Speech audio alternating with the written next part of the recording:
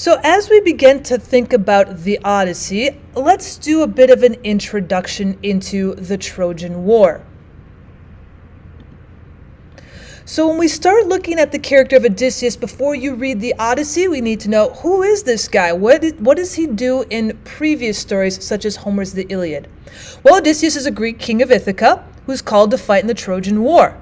Now, he's the hero of the Trojan War by thinking of the clever Trojan horse strategy, where he's able to actually get his fighters and soldiers into the city of Troy by hiding them inside the horse. The Trojans actually bring the horse in because they believe it is a gift for their god.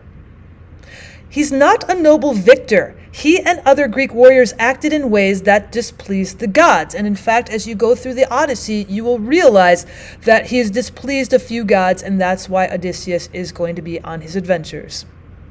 Now, the angry gods punished them by making the journey home extremely difficult. Now, what was the Trojan War about? Well, it was about the apple of discord. It was actually started by several gods and goddesses. Hera, Athena, and Aphrodite were at a wedding of an immortal couple when another goddess called Eris, or Discord, jealous of not being invited, tossed a golden apple labeled "for the fairest" into the banquet. So, of course, Hera, Athena, and Aphrodite start fighting over the apple, each thinking they are the fairest. And after the fighting, they decided to find an impartial judge. So they go to the humans and they pick Paris, a prince of Troy. The goddesses weren't done yet, though. They all tried to bribe Paris so he would pick one of them as the fairest. One offered power, one offered wisdom, and one offered Helen, the most beautiful woman in Greece.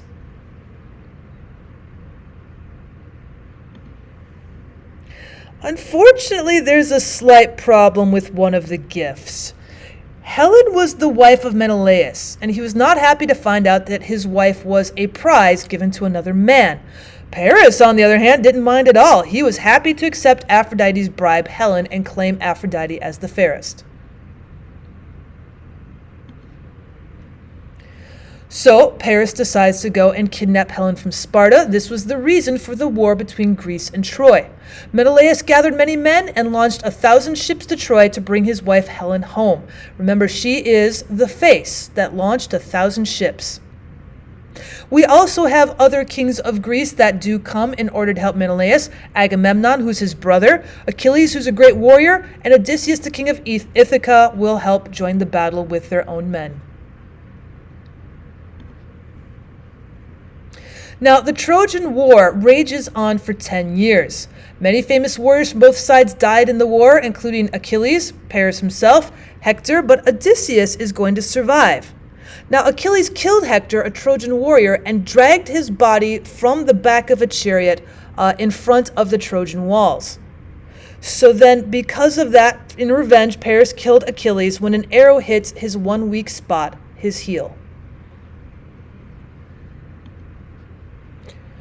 So after 10 years of war, finally Odysseus thinks of the Trojan horse strategy. The Greeks built a wooden horse large enough for a group of warriors to hide in, and they left the horse outside the gates of Troy, and the silly Trojans believed it was an offering from the Greeks, so when night came, the warriors left the horse and attacked the sleeping city. The remainder of the Greek forces were waiting offshore in their boats, ready to join the battle, and at this point, the Greeks finally defeat the Trojans. So that now brings us to the second story by Homer called The Odyssey. Now, the Odyssey begins 10 years after the end of the Trojan War. Now, the gods, unhappy with the victorious Greeks, have hindered their journey home. Poseidon is angry that Odysseus took all of the credit for the victory and did not thank him for sending sea serpents to kill the Trojan prophet who said that the horse was actually dangerous to build. Now, Athena was angry that Odysseus violated her temple while sacking Troy. Now, eventually, we're going to see Odysseus lose all of his men and be held prisoner on Calypso's island. But then after 10 years, Athena starts to feel bad for Odysseus because suitors have taken over his home and are pressuring Penelope to choose a new husband. Athena speaks for him and asks Zeus to allow him to return home to his wife Penelope and his son Telemachus. Athena then tells Telemachus to go look for his father and thereby become a man. Well, that is the in-between for the Iliad and the Odyssey. Thank you so much for stopping by. If you'd like to learn more about the Iliad and the Odyssey, if you'd actually like me to go through the two stories, please leave a comment down below with your questions. Let me know what it is you'd like to learn more of. And as always, I'd appreciate it if you subscribed.